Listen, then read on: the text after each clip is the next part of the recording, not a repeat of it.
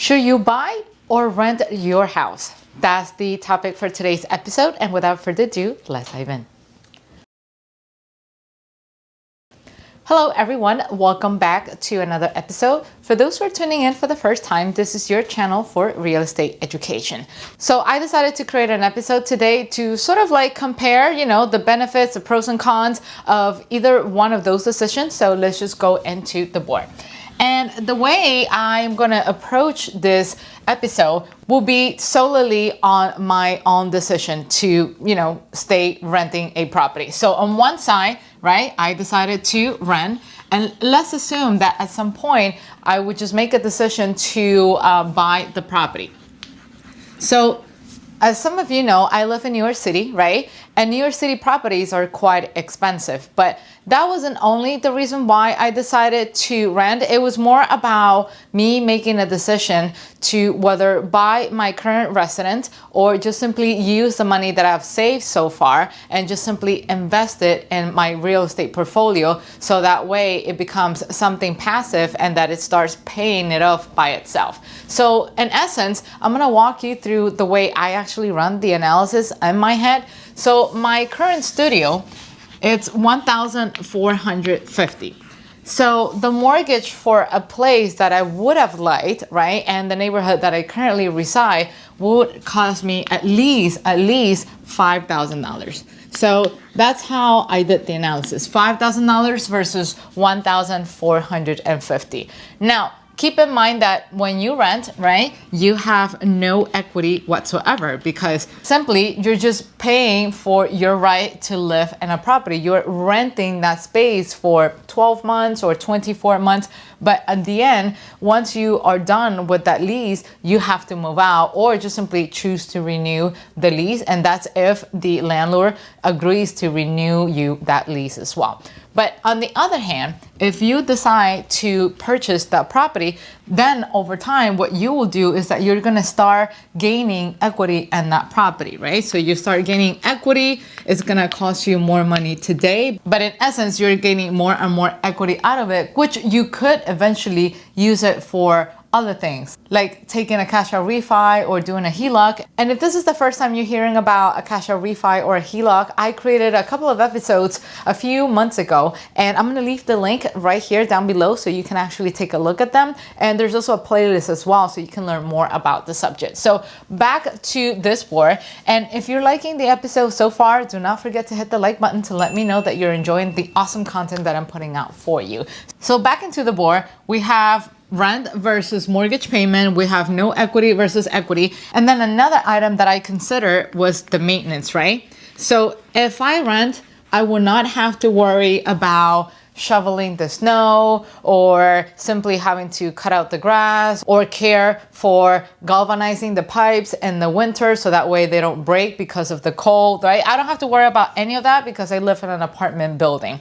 Now, if I were to buy my own property, unless I lived in a building, if I were to buy a house, I will have to worry about all of that stuff, right? So snow maintenance, maybe pipes and stuff like that, which in essence it translates to spending additional money. So if I were to buy a house, I will have to do all of that, which in essence it requires manual work from my end or hiring somebody to take care of all of those expenses. And at the same time, I will also invest money or have to spend money in order to afford the materials that I'm going to be utilizing. If I were to buy a condo or an apartment in New York City, then I will have to worry about items like the HOA fees, homeowners association, which is in essence additional money that I'm going to have to spend on top of the mortgage payment that I will have to incur already. So that's another thing.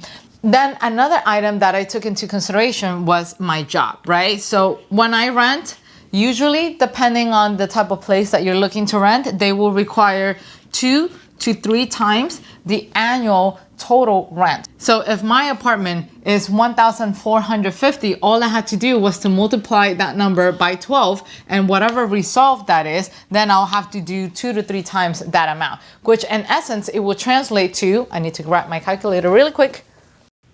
So in essence, that would translate to $1,450 times 12.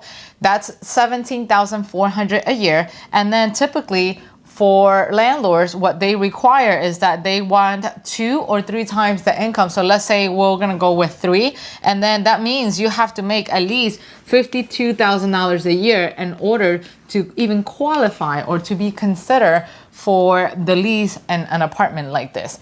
Now, if I were to consider my income and the property that I want to buy, that property would be at least, I will say, $800,000. So at my income, 4 times my annual income at the time, I would have never hit that $8,000 because it was before I expanded my real estate portfolio. It was before everything. All I had was my JOB. So this would have been really, really stretching it, right? So I know this is probably a not so good example because not all properties are as expensive as in New York City. So let's just take a step back and try to put the amount on the side. And in essence, what I really took into consideration was more the freedom of what I could do with this rather than buying a property in itself. First off, I wasn't really sure if I wanted to remain in New York City, even though I love the city, but I thought, hey, maybe there are other places that I could explore out there. Maybe other new places where I can meet different cultures, meet new people, and why not? It's worth it. Add another job experience into my resume, and feeling attached or feeling sort of like slave to a property, that sort of like changed my mindset a little. I did not want to have to worry about that. That was one. The second thing that concerned me the most was the fact that I could lose my job. In essence, that is the very truth. We have no control over what could happen in the market, right? We could be the best employees, but in essence, if the economy goes down again, then I had to consider, okay, what is it that I will have to worry about, right? And then that will be the possibility of foreclosing on my home because I just simply did not have a job to be able to pay for my house, right? Contrary to popular belief, what a lot of people don't think about is that buying your own home, it's in fact a liability. It is not an asset because you have to work in order to keep up with it. If you don't work, that means you cannot afford to pay the mortgage and therefore you can foreclose on it. Meanwhile, over here, as a renter, if I lost my job, I would just simply walk out of my lease. I could face some litigations. I could face some issues with my credit, but in the end, I will come out of it in a much easier way compared to having to foreclose on a property and then lose all of that money that I have invested so far in the so-called property. So the way I looked at things in the end was like, you know what? I still like to enjoy, or I will still like to get the best of both worlds. So how about I rent my studio in New York City, but with the extra money that I have, with all the knowledge that I knew, I could still become a homeowner, quote unquote, but instead of being a homeowner, I will become a house owner, right? A rental property house owner. So that way I could buy properties, rent it out to other people, have them pay for my income through rentals, and then make it something passive. So in the event that if I were to lose my job due to the economy, I could still sleep at night and not worry about having the ability to pay for my mortgage. And in the event that you were to wonder, well, yes, but whoever's renting my apartment could also lose their job, I have insurance, and that insurance covers rental income. So in the event that my tenant could lose their job and they have to move out, I will still have that rental income coming in because of the insurance that I put in place in the first place. Then on top of having the ability to still receive rental income, I would still get additional equity. And then with the rental income, I will contribute more. I will pay more towards the mortgage. I will reinvest the money from that rental into the mortgage. And then over time, I will gain enough equity to once again do a cash out or just simply do a HELOC if you were to live in that property and use this extra money and continue to expand and then buy another one and then buy another one.